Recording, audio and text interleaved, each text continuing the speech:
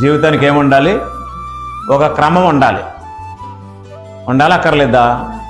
క్లియర్గా రాసి ఉంది, క్రమముగా జీవించిన వారు దేవుని రాజ్యానికి వారసులు కాదు. ఏ విషయంలోనంటే 3 సంగతులు మీకు నేను చెప్పాను. 3 విషయాల్లో మనకి క్రమం ఉండాలి. 1 దేహము, 2 ధనము, 3 సమయము. దేహం ఎవరిచ్చారు?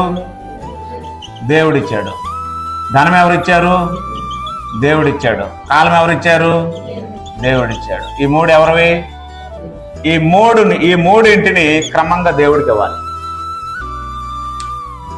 మన సొమ్ము కాదు, మన శరీరం కాదు, మన టైం కాదు.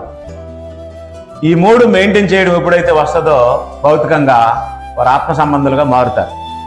ఈ 3 మెయింటైన్ చేయడం ఎవరికైతే రాదో వారు ఆత్మ సంబంధులుగా మారరు.